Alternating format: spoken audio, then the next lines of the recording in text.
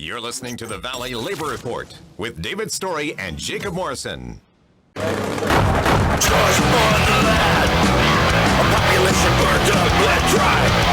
The marginalized multiply and unite to fight.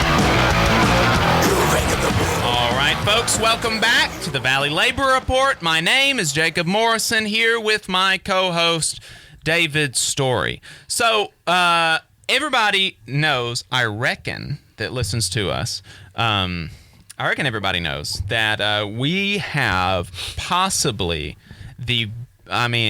it's early in 2021, but this could very well be the largest labor story of the year, which is that the Fulfillment Center in Bessemer, Alabama, filed for a union election, and they are moving the ball down the road. So the most recent update is that the bargaining unit number has been agreed to, and the bargaining unit is more than 5,000 workers at this point. Yeah. That's which really insanity. Insane. The facility, I'm still having trouble understanding how they've got that many full-time workers. Well, because they're including that, and they're including the temp workers in there. They're including the drivers. Well, I thought it was just full-time workers. Nope, that was part of the negotiations. Okay. Originally, the thought was we're only going to have the full-time workers. Right. We're only going to have the people that are dedicated to the distribution center. The drivers weren't included. Maintenance, as far as the maintenance group in there, wasn't included. So the robotics technicians weren't included. There was they had basically cut out just down to the fulfillment center production workers. So and then they turned around and said, "Yeah, we'll take them all." Yeah, we'll take them all. And so what's really fascinating about that to me is that to be able to have, for the NLRB to schedule a union election, you have to have at least 30% of the proposed bargaining unit sign authorization cards, which are just saying, like, I want a union election. That's just you signing your name as a member of that workplace saying, I want a union election. To get a union election with a bargaining unit of 5,000 employees, they had to have had about 2,000 cards signed. Yeah. That's amazing. Yeah. 2,000 workers signed their that's name. not amazing. What's amazing is they played Jeff Bezos and his corporate lawyers. That, to me, that was when I read that was it was like, you got played. Yeah. All the money in the world flying these lawyers in from Los Angeles County, California, the greatest labor lawyers in the nation and probably in the world, got played by the workers at Amazon, because they said they originally wanted the 1,500, and the only way you can have this election is to have a bare minimum of 30%. And when and that's the first play. The first play, once you get before the NLRB, every time is the company says, let's figure out how we can increase. A lot of times they'll include salary personnel, like the secretaries in the offices and things like that they know are not going to be in the bargaining unit, but they try to exceed this bargaining unit as big as they can, so it waters down the vote and they can't get the 50% plus one. And the fact that those workers on the floor already had those cards signed and said, yeah, okay, we'll take them. I mean, it's brilliant. Yeah, it was in the time that I've been following these types of votes, it's the first time I've ever seen that happen. So they got their stuff in order. Yeah. And they've got the card signed, and we're going to be seeing an election. Hopefully, I'm assuming the NLRB will come back, I assume, this upcoming Monday to work, and they'll start putting together a plan for when the next biggest thing is going to be, is it going to be an online vote? Is it going to be a mail-in vote? Or is it going to be an in-person vote? And the company's pushing for an in-person vote. And of course they are, because that makes it difficult for more people to get out and vote, as opposed to, the same thing that we've been typical Republican trying to suppress the will of the people, same way with the same thing that we've been dealing with for years. So, David, here's a question that I'm not actually sure on. When we talk about a union election, you've got to get 50% plus one. Is it to win? Do you have to get 50% plus one of the bargaining unit or 50% plus one of the voting population? Of the proposed bargaining unit. Really? So whatever they agree on, and it's apparently we've agreed. I say we because we are part of the labor movement. 5,000. We got to give 2,500. You got to get 2,500 and yes one votes. vote and one vote. Okay. You got to have 50% plus one vote. Interesting. Okay. So that's I mean, it would be wonderful if all you needed was the voting majority, but and many, and that's why they try to extend the numbers as far as they can, because they know some people will not come out and vote. Some people will just say, I will go with whatever way y'all decide. Right. I'll abstain because it don't really bother me one way or the other. Mm-hmm. And unfortunately, those are the ones that will kill you, because you need either yes vote. In other words, not going to vote is a no vote. Yeah. Yep. Well, and I think most people understand why workers at Amazon facilities are not satisfied. I mean, they work incredibly long hours. We've heard reports of really, really crazy injuries happening in these Amazon facilities.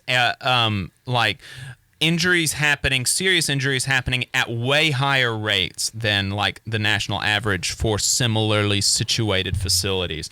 We know that they say that their minimum wage is $15 an hour, but their minimum wage is $15 an hour for full-time employees. For part-time employees, their wages can be as low as $11 an hour, and they have so many part-time employees, in fact, that their average wage at this Bessemer facility, I looked this up this morning, their average wage at the Bessemer facility is $15 an hour and 30 cents. And look, $15 an hour as a minimum wage, it's fine, whatever. But that's not not a lot.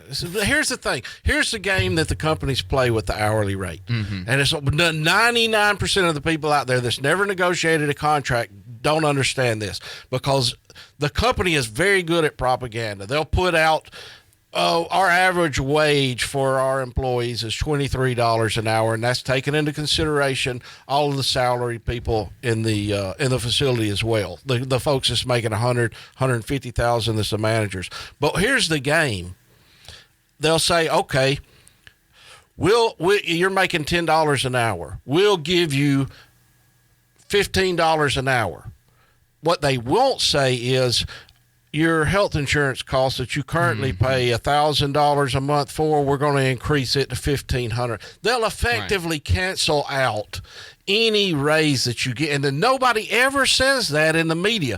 What is the overall compensation package? Mm-hmm. That's what has to be considered. Your health insurance costs, if you got short-term disability costs, things like that. Right. Because they'll raise everything else and then say, look, we gave these guys a $5 an hour pay raise. You gave them a $5 an hour pay raise, and then you increase their health insurance to offset the cost. Right. So it's the same. That's exactly right. And you'll notice in none of Amazon's manufactured press releases, in none of these things do they ever mention the price of the health insurance. They say things like, our starting minimum wage for full-time employees. They don't mention their part-time employee minimum wage. Our starting minimum wage for full-time employees is $15 an hour, and we have health insurance, and we have dental and vision. Insurance. And it's like, okay, well, why don't you tell me how much that health insurance and dental is? Package. Tell us what the compensation package is, and maybe I'll care a little bit more that their minimum wage is $15 an hour. But still, $15 an hour is that's like $30,000 a year. It's nothing. That's not a lot of money. Those are like, and look, folks, I've seen the demographics for this radio station. I know y'all have got a lot of money. That's, that's like not a lot of money. $15 an hour should be like, they should be making twice that. The work that they're doing, the necessary work that they are doing for Amazon. And let's talk about the necessary work that they're doing for Amazon. People have said against this union drive,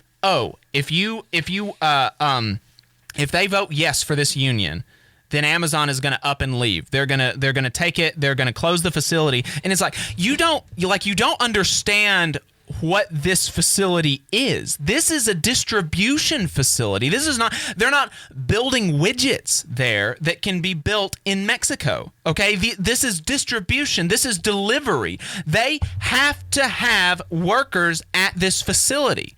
They have to have workers in that specific location because Birmingham is a very big market. Alabama is a very big market. And if they want to go forward with their 2-day deliveries, they want to go forward with their 1-day deliveries, they have to have a delivering facility in Birmingham, Alabama. These workers, the whole operation of Amazon with their online delivery and quick turnarounds, it would not be possible without the workers, and it would not be possible without workers at specific locations. They have all the power in this, if they would recognize it. If workers at these delivery facilities all across the country would recognize the power that they have, they could get so much, they are worth so much more money to Amazon than Amazon is paying them. And let's talk about the profits that Amazon has made. They have made record profits in 2020. In the third quarter alone, they made enough profits that they could cut every single one of their employees a $6,000 check. And that's just profit. That's after all the executives were paid, after everybody's health insurance was paid for, after all the salaries were paid. They made enough money that they could additionally cut everybody a $6,000 check. And you're going to sit there and tell me that these workers don't deserve higher wages? These workers don't deserve more of a say on their job? Yeah. And and you're touching on two important factors, but you're leaving off the third important factor is the economic policy of Amazon and the cost to the taxpayers of the state of Alabama. Amazon, when they put that facility in Bessemer, Alabama, received $151 million of the state of Alabama's taxpayer money. So myself, yourself, and all of the great listeners out there, well, the ones in Alabama anyways, paid to have that facility put in there. $151 million. That is just to get the facility there. That's not including everything else that's going to come over the years, all the tax credits they're going to get. $151 million of our taxpayer dollars went to subsidize a private company. Right. If that's not socialism for the corporate, I don't know what is. But at the same time, what they're doing is paying such a low wage with okay, they've got health care. Maybe they've got health care. Maybe the full-time employees are able to buy health care. Most of the part-time ones aren't. If they don't have health care from their parents, then they're without health care. We are subsidizing, once again, the low-wage employees in the state of Alabama when they go to the hospital because they can't go to the doctor. Otherwise, the doctors are going to make them pay up front. Then those losses we're paying for. When they can't retire, when they don't have, like the caller said earlier in the show, when they don't have the 401k like we've got. They certainly don't have pensions. And they don't have pensions, and they try to retire, we are going to be subsidizing their retirement as well. And this is not an attack on those workers. No. But be perfectly clear about this. This is not an attack on those workers. They're taking the jobs that's available to them. What this is an attack on is the corporate government in conjunction with each other doing everything they can to suppress wages in our state and to make it sound like these companies are doing us a benefit by coming here when we are constantly paying for not only the company to come here, but to support the workers that are here. Simple as that. Right. Folks, you're listening to the Valley Labor Report. We're going to talk some more about this on the other side of the break. Stay tuned.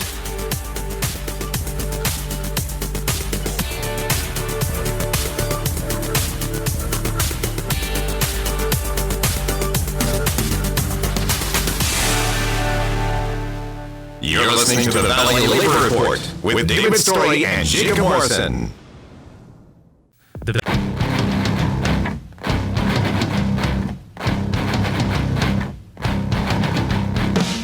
Lonely, dead, stuck, bleeding. being paid. Lonely ditch I choose today. All right, folks, welcome back to the Valley Labor Report. My name is Jacob Morrison, here with my co-host David Story. Playing us in is David's international rock star cousin, not his son. I thought he was his son, but it's not. It's his international rock star cousin. I mean, he is an international rock star. Mm-hmm. Man, that guy's, man, he's good. He's real good. Yep. Oh, well. So, you know. Must be nice. Must be nice. So, you know, we were talking about Amazon, and, you know, I just really like, especially like the folks, and you know, I go back and forth about there's like this group of like conservative think tank folks that are pro-union ostensibly, like I think they support the PRO Act, and I forget, is it the American Compass? I think something like that. I've thought about bringing them on to talk about this, but you know, I don't know. We'll see what I do. But it just seems like to me that given the fact that Amazon received, like David said, $151 million in direct subsidies to them, not to mention the indirect subsidies of paying for their workers to live when they're not paying their workers to live. You know, we've got to subsidize Amazon via food stamps to their workers, via you know, health care for their workers, et cetera, et cetera, et cetera.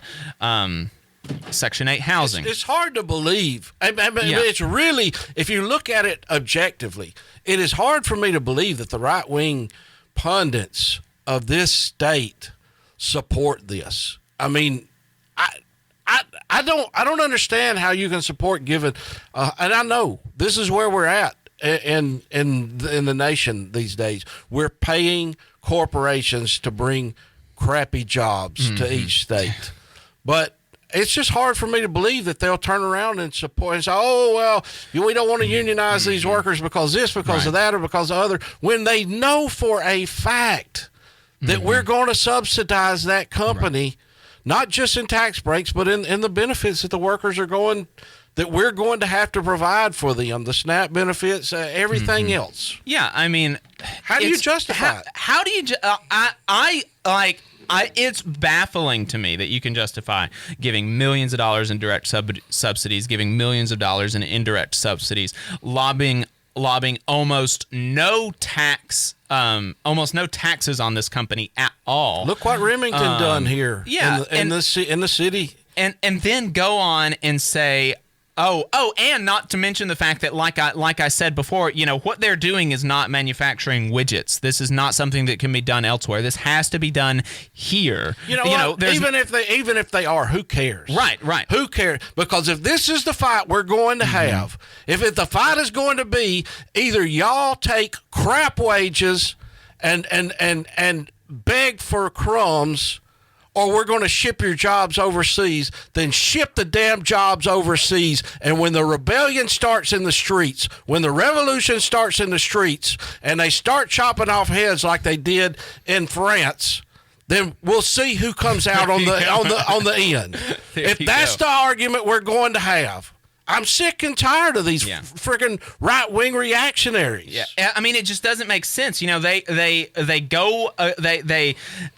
hate legislating better pay and working conditions, which I'm ambivalent towards. It's whatever. I'll take it or I'll leave it. But then they will come against workers self-organizing in the private sector, in the free market, for better wages and working conditions. And it's like, how else are you supposed to get it? It doesn't just happen. Like, you don't just automatically get better wages and working conditions out of the kindness, of your boss's heart. If you work harder, you'll get those things. If you just work harder, if you just pull yourself up by the bootstraps, you'll make more than everybody else, because of course that's how it works. And I mean, just seriously, like, think for a second about what Bezos is making. He's made $2,800 every second of 2020. How can you say that he deserves that? What did he do to earn billions of dollars. Like, you would have to work for thousands of years to make as much money as he does. There is no way that he's doing thousands of years of work by himself. He is scraping money off of the labor of others. I mean, he's doing exactly what conservative free market types claim to hate. He is taking from those who work and giving it to himself for just sitting on money. He's taking money from work that he did not toil to earn, and he's just keeping it. I mean, it's really it's just sickening thinking about Amazon making record profits in 2020. Sickening thinking about him making $2,800 every second of 2020 and not paying his workers enough and fighting his workers tooth and nail as they fight for better pay, for better wages and working conditions. Taking away the hazard pay program. They gave everybody a $2 an hour raise for like a month, and they got waves of press releases about it and people covering them and saying, "Oh, how gracious, how amazing Amazon is. They gave their minimum wage workers $2 an hour more. Wow, what a king. I stand a king." And now they've taken that away. They're making record profits, and I mean, democracy in the workplace, brother. We need democracy in the workplace. It's really, here's the thing. I watched a video earlier in the week, and we don't have but just a couple of minutes, so I'll be brief. But it to the point, all these libertarians, all these right wings, the founding fathers, the love of the founding fathers, we worked under a feudal system for years. For years, the king took everything and dredged out what little morsels to his subjects that he wanted. And we fought against that. We fought against that for democracy, for us to have a right to fight for our liberty. And there's no difference than what we should be doing today in the workplace. We should not allow the lords, the kings, the CEOs. It was no bigger of a revolutionary thought at the time to have democracy in our country than it is a revolutionary thought now to have democracy in the workplace. And the people that actually labor for those goods to reap the benefits of what they labor for. It's it's theft.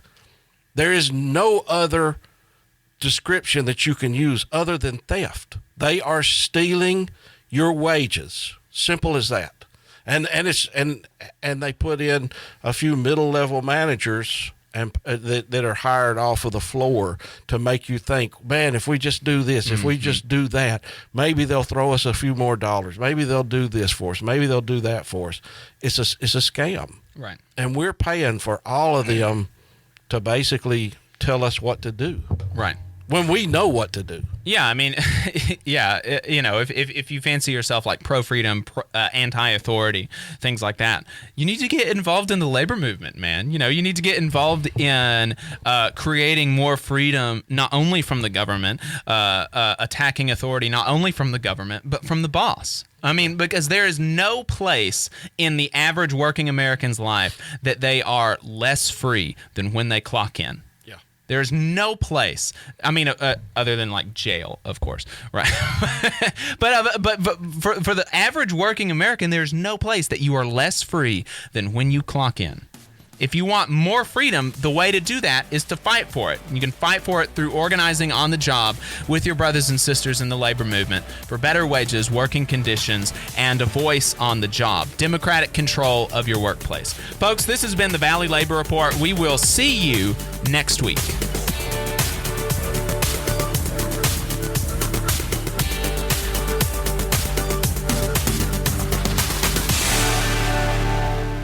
Thanks for tuning in, folks. We appreciate your time. If you want to see what we're up to throughout the week, get our snide quips about the news of the day, then you should follow us on social media. We're on Facebook at facebook.com/The Valley Labor Report. We're on Twitter at Labor Reporters. I'm on Twitter at JacobM_AL. David is on Twitter at Radical Unionist. That's spelled RADICL Unionist. If you missed part of the show and want to go back and watch it later, you can search YouTube for The Valley Labor Report and subscribe to our channel. You can go back and watch the full show there, and we also clip segments to release throughout the week. So if you don't want to watch the whole show, but maybe one of the clips that one of the conversations that we had seemed interesting to you, you'll be able to see just that conversation that way.